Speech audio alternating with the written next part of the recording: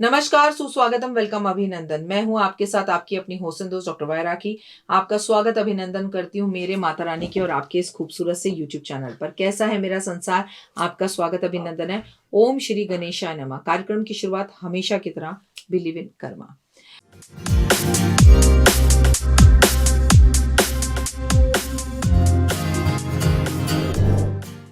ये जनवरी के महीने का सबसे बड़ा त्योहार है। ये जनवरी के महीने में भगवान भोलेनाथ ने इसलिए रखा है त्योहार कि हमारा 2024 या 25 या 26 या जो बीत चुके हैं, मतलब जनवरी के महीने में ये इसलिए आता है त्योहार कि आने वाला साल जो है आप अपने आप ही सही कर लेते हो। टक टक घंटी बजाकर भगवान हमें हर वक्त एक इंडिकेशन देते हैं। और हमारे सभ्यता, संस्कृति और धर्म ऐसा है कि यकीनन अगर हम इन त्योहारों को मनाएं तो हमें कष्ट नहीं हो सकते। मैं बात कर रही हूँ 29 जनवरी, दिन है सोमवार का, संकष्टी चतुर्थी है इस दिन। इस बार साल की शुरुआत भी सोमवार वाले दिन से हुई है। बार बार बोल रही हूँ कि इस शनि का साल है और शनिदेव महादेव की पूजा करते हैं, तो इस पूरे साल महादेव के मंदिर बनेंगे, महादेव जगह जगह पर प्रकट होंगे, जमीनों से शिवलिंग मिलते हुए दिखाई देंगे, शनिदेव की जगह जगह मूर्तियां बनेंगी, कर्म प्रधान रहेगा, हर हर महादेव, घर घर महादेव के नारे लगेंगे। कुछ अलग ही इस बार सावन के अंदर रोल होगा, कुछ अलग ही इस बार जज्बा होगा। और ये बात मैं आपको 17 दिसंबर 2023 को ही बता रही हूँ, जबकि मैं शूटिंग कर रही हूँ 29 जनवरी सोमवार के दिन की, और दिन है, साल है 2024। आज है संकष्टी चतुर्थी। संकष्टी चतुर्थी की तिथि समर्पित करते हैं गणपति महाराज को। माएँ अपने बच्चों की लंबी उम्र के लिए और उन पर आ रहे संकटों को दूर करने के लिए गणपति महाराज की पूजा करती हैं। अब देखिए, उनके पिता का ही दिन है आज सोमवार का, और हम उन्हीं की पूजा की बात कर रहे हैं, तो दिन दुगनी रात चौगनी हम तरक्की कर सकते हैं। संकष्टी चतुर्थी का व्रत जो है रात को चंद्रोदय के बाद खुलता है, चंद्रमा के दर्शन के बाद खुलता है, चंद्रमा को अर्घ देने से खुलता है।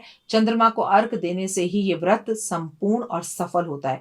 इस व्रत की शुरुआत हम सास की मर्जी के बिना नहीं कर सकते। अगर हमारी सास ये व्रत हमें उठाने के लिए कहते हैं तो हम इसे उठाते हैं। संकष्टी चतुर्थी का व्रत जो है उसमें नमक का सेवन नहीं किया जाता, लेकिन ये बात गलत है। हर घर में ऐसा नहीं होता। आपको जैसे जैसे आपकी सास व्रत रखने के लिए कहे, कई लोगों के घर में बिना लहसुन प्याज के एक टाइम पर पूरी, हलवा, छोले, आलू गोभी, मटर पनीर, आलू गोभी या सरसों का साग भी खाया जाता है जिसमें लहसुन प्याज नहीं होता। सात्विक भोजन किया जाता है। लेकिन कई लोगों के घर में केवल मीठा भोजन किया जाता है, तो जैसा आपकी सास आपसे कहे वैसा करें। संकष्टी चतुर्थी के दिन भगवान गणेश की पूजा करी जाती है, लेकिन गलती से भी भगवान गणेश जी को तुलसी अर्पण नहीं की जाती, इससे भगवान नाराज हो जाते हैं, ये बात याद रखना। संकष्टी चतुर्थी वाले दिन आपको चूहे की पूजा करनी चाहिए, और मूषक गणेश जी का वाहन है। अपने मन की बात मूषक को कहनी चाहिए। इस दिन आपको महिलाओं को काले रंग के कपड़े या काली चूड़ियां नहीं पहननी चाहिए। पूजा पाठ आपको बाल बांध कर करने चाहिए। संकष्टी चतुर्थी के दिन आपको मांसाहार नहीं करना चाहिए, अंडा या नॉनवेज आपके घर भी नहीं बनना चाहिए, और आपको लहसुन प्याज का सेवन भी नहीं करना चाहिए। संकष्टी चतुर्थी के दिन आपको झूठ नहीं बोलना चाहिए। संकष्टी चतुर्थी के दिन आपको भगवान पर दूर्वा अर्पण करनी चाहिए। अगर आपकी आर्थिक तंगी से आप गुजर रहे हैं, पैसे आपके पास रुकते नहीं हैं, तो आपको गणेश जी और माँ लक्ष्मी को गणेश चतुर्थी वाले दिन किसी भी शुभ मुहूर्त में 5 दूर्वा अर्पण करनी चाहिए, गांठ बना लेनी चाहिए घास की। और ऐसा करने से आपके आर्थिक संकट दूर होंगे, जीवन में खुशहाली और जीवन आपका बढ़िया होगा। और मैं तो कह रही हूँ संकष्टी चतुर्थी के दिन ही क्यों, आप अपने बच्चों से हर रोज गणेश जी को हरी हरी घास और दूर्वा अर्पण कराएं। मन इच्छा पूर्ति के लिए आपको गाय को उस दिन हरा चारा और गाय जरूर खिलाना चाहिए, और उनके माथे पर तिलक लगाना चाहिए।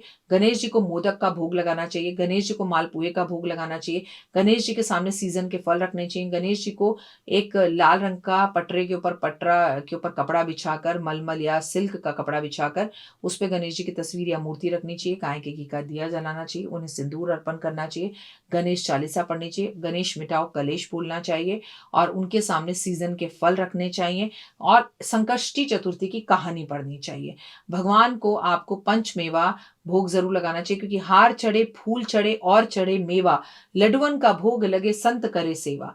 तो आपको जो जो आरती में आता है वो चीजें भगवान को अर्पण जरूर करनी चाहिए। ऐसा कहा जाता है अपनी इच्छा पूर्ति के लिए इस दिन आपको भगवान को दूध में केसर डालकर उसका भोग लगाना चाहिए, और भगवान को दूध केसर मिश्रित का तिलक करना चाहिए, और आपको भी अपने माथे पर दूध केसर मिश्रित तिलक जरूर करना चाहिए।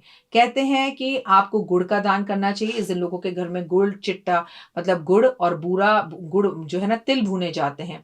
तिल और गुड़ भुने जाते हैं, किसी के घर में बूरा और तिल भुने जाते हैं, किसी के घर में चीनी और तिल भुने जाते हैं। पर ये बात तो निश्चित है कि इस दिन काले तिल का दान किया जाता है, भगवान को तिल बुग्गा का भोग लगाया जाता है, तिल के लड्डुओं का भोग लगाया जाता है। इस दिन खाने में तिल का प्रयोग ज़रूर करना चाहिए, इस दिन तिल का दान भी करना चाहिए।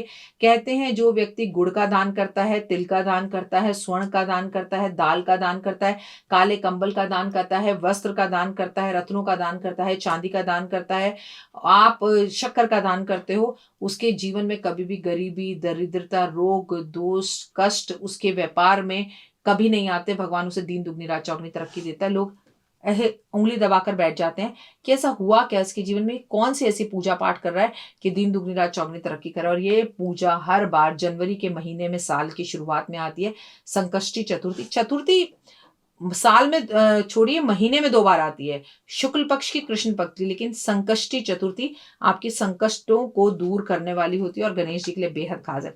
संकष्टी चतुर्थी वाले दिन गणेश जी की आरती जरूर करें, इससे गणेश जी बेहद प्रसन्न होते हैं।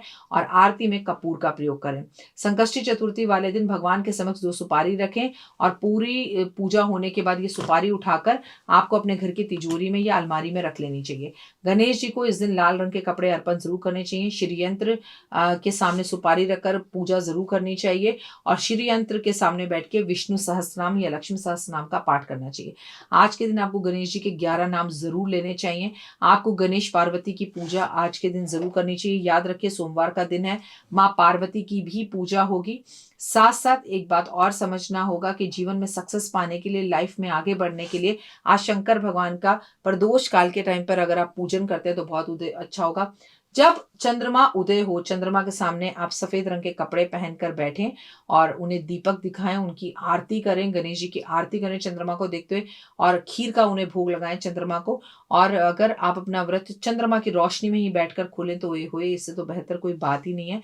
चंद्रमा की रोशनी में आप चंद्रमा को एक चांदी के गिलास में या चांदी के लोटे में कच्चा दूध, पानी और चावल मिलाकर अर्घ दें तो बहुत उत्तम रहेगा। और कुछ करें ना करें, अगर आपके यहाँ पर संकष्टी चतुर्थी का व्रत नहीं होता तो आप भगवान की आराधना अर्चना करें, उनका नाम लें, कंबल का, काले तिल का दान जरूर करें।